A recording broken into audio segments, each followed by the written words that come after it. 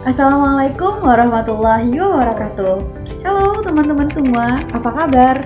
Semoga dimanapun teman-teman semua berada selalu diberi nikmat kesehatan baik itu jasmani maupun rohani tanpa kekurangan sedikit pun. Nah teman-teman, di video-video sebelumnya kita sudah membahas mengenai konsep administrasi dalam pendidikan beserta dengan bidang-bidang kerapannya. Nah, pada kesempatan kali ini dia akan mencoba menjelaskan mengenai konsep supervisi dalam pendidikan beserta dengan tujuan, prinsip, serta peranannya dalam bidang pendidikan. Oke, teman-teman. Apa sih itu supervisi? Supervisi berasal dari dua suku kata, yaitu super dan visi. Super. Apa yang terlintas dalam benak teman-teman ketika mendengar kata super? Jika saya langsung teringat pada tokoh-tokoh yang ada di film Superman, superhero. Lantas kenapa ya dinamakan Superman? Ya karena mereka adalah man atau manusia yang memiliki kekuatan yang super. Nah, dengan kata lain, super itu berarti sesuatu yang bernilai lebih dari kebanyakan orang. Sedangkan vision atau visi itu berarti pandangan, pemikiran, atau perspektif yang jauh ke depan yang selangkah lebih maju dibandingkan orang lain. Maka, istilah supervisi dalam pendidikan dapat didefinisikan sebagai pembinaan, baik itu berupa bimbingan maupun tuntutan dalam perbaikan situasi pendidikan serta peningkatan mutu belajar dan mengajar di lembaga pendidikan. Oke. Perlu teman-teman ketahui bahwa orang yang melakukan supervisi dalam dunia pendidikan dikenal dengan istilah supervisor. Lantas, siapa orang-orang yang disebut sebagai supervisor bagi pendidik? Nah, supervisor merupakan istilah bagi mereka yang mampu menstimulasi, mengkoordinasi, dan melakukan pembimbingan secara kontinu kepada pendidik, baik itu secara individu maupun kelompok, agar pendidik itu lebih paham dan efektif dalam menjalankan fungsi pendidikan. Nah, sedangkan menurut pendapat Barchen and Brucker menyebutkan bahwa supervisi dalam dunia pendidikan dapat didefinisikan sebagai suatu teknik layanan yang bertujuan untuk memperbaiki secara bersama-sama segala sesuatu faktor yang ada dan yang mempengaruhi pertumbuhan dan perkembangan anak dalam proses pembelajaran. Nah, dari pengertian tersebut dapat kita ambil inti ataupun ruang lingkup dari kegiatan supervisi pendidikan ini adalah kegiatan memperbaiki segala sesuatu faktor yang berkaitan dengan pertumbuhan dan perkembangan peserta didik dalam menjalankan proses pendidikan di lembaga pendidikan. Oke, selanjutnya yang akan kita bahas adalah tujuan dari kegiatan supervisi pendidikan. Apa tujuan dari kegiatan supervisi pendidikan? Tujuan dari supervisi dalam dunia pendidikan adalah memberikan layanan sekaligus bantuan kepada guru untuk dapat meningkatkan kemampuan, skill, ataupun mutu guru dalam mengajar di kelas sehingga otomatis dapat meningkatkan mutu atau kualitas pendidikan di Indonesia. Berbeda dengan zaman sebelum kemerdekaan, di mana kegiatan supervisi pendidikan pada zaman itu dilakukan hanya bertujuan untuk mencari-cari kesalahan dalam proses penyelenggaraan pendidikan tanpa memberikan penyuluhan atau arahan dari supervisor kepada guru untuk memperbaiki kesalahan dan meningkatkan mutu pendidikan yang ada di sekolah. Lantas, apa saja ruang lingkup ataupun sasaran dalam kegiatan supervisi dalam dunia pendidikan ini? Sasaran dari kegiatan supervisi di dunia pendidikan adalah yang pertama, untuk mengembangkan kurikulum yang sudah dijalankan di lembaga pendidikan. Selanjutnya untuk meningkatkan kualitas proses belajar mengajar di lembaga pendidikan. Dan yang terakhir adalah untuk mengembangkan kemampuan dan kualitas dari guru ataupun staf yang terlibat dalam proses belajar mengajar di lembaga pendidikan. Lantas, bagaimana prinsip dalam menjalankan kegiatan supervisi di dunia pendidikan? Prinsip-prinsip utama dalam kegiatan supervisi di dunia pendidikan adalah yang pertama, ilmiah. Bagaimana yang dimaksud dengan prinsip ilmiah ini? Prinsip ilmiah itu minimal mencakup 3 unsur, yaitu sistematis, yang berarti kegiatan supervisi pendidikan itu harus dilakukan secara teratur, terencana, dan kontinu atau berkelanjutan.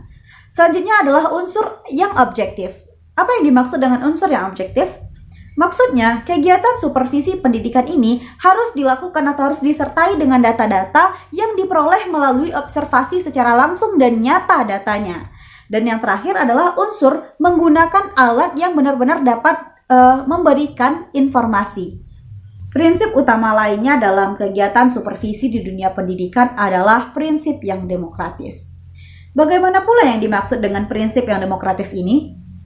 Maksudnya adalah kegiatan supervisi di dunia pendidikan itu harus dilakukan secara merata, secara sama bagi seluruh orang yang terlibat dalam proses pembelajaran di lembaga pendidikan tanpa dibeda-bedakan. Prinsip yang ketiga adalah kerjasama. Maksudnya, kegiatan supervisi merupakan kegiatan kerjasama antar pihak-pihak yang ada di lembaga pendidikan. Selanjutnya ada prinsip konstruktif dan kreatif. Kegiatan supervisi pendidikan itu merupakan kegiatan yang bertujuan untuk mewujudkan hal baru serta memperbaiki hal-hal yang sebelumnya berdasarkan fakta-fakta atau sesuatu yang real di kehidupan nyata. Prinsip yang berikutnya adalah prinsip yang inovatif. Maksudnya adalah kegiatan supervisi pendidikan ini merupakan kegiatan yang bertujuan untuk menciptakan sesuatu hal yang baru demi kepentingan atau kemajuan peserta didik di lembaga pendidikan. Prinsip yang terakhir dalam menjalankan kegiatan supervisi di dunia pendidikan adalah aman dan reflektif. Maksudnya apa? Kegiatan supervisi di dunia pendidikan harus mampu memberikan rasa aman bagi guru sehingga guru dapat secara bebas mengeluarkan kenyataan yang ada di kelas. Dan kegiatan supervisi juga harus sesuai dengan keadaan yang sebenarnya di lembaga pendidikan, tidak dibuat-buat. Nah, teman-teman, perlu teman-teman ketahui bahwa terdapat beberapa prinsip yang harus dihindari dalam pelaksanaan kegiatan supervisi di dunia pendidikan. Prinsip apa saja itu? Yang pertama adalah prinsip otoriter. Maksudnya, kegiatan supervisi pendidikan merupakan kegiatan yang mencari-cari kesalahan guru secara sengaja. Nah, prinsip ini tidak boleh dilakukan dalam menjalankan kegiatan supervisi di dunia pendidikan. Prinsip yang perlu dihindari yang selanjutnya adalah prinsip ketinggian pangkat. Maksudnya, kegiatan supervisi di dunia pendidikan itu harus dilaksanakan secara merata bagi seluruh orang yang terlibat dalam kegiatan belajar mengajar di sekolah tanpa membeda-bedakan pangkat. Kegiatan supervisi itu memiliki hak yang sama bagi semua orang. Prinsip yang perlu dihindari selanjutnya adalah kegiatan supervisi pendidikan itu tidak dapat menciptakan hasil yang cepat karena kegiatan supervisi memerlukan proses yang sangat panjang sehingga hasilnya itu tidak dapat dilihat secara instan saja. Dan yang terakhir adalah kegiatan supervisi pendidikan itu tidak boleh lepas dari tujuan utama pembelajaran. Maksudnya tidak ada kepentingan-kepentingan lain dalam menjalankan kegiatan supervisi pendidikan.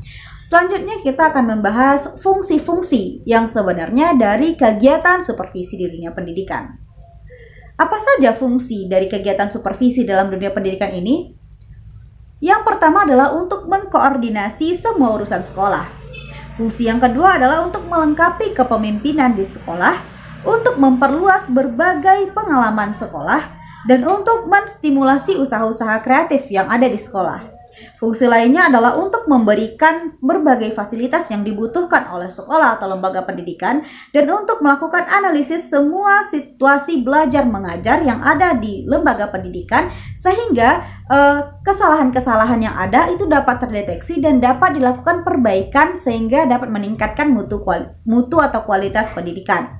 Fungsi yang lainnya adalah untuk memberikan pengetahuan dan keterampilan pada lembaga pendidikan. Dan yang terakhir adalah untuk memberikan wawasan yang luas dan berintegrasi antar satu sama lain.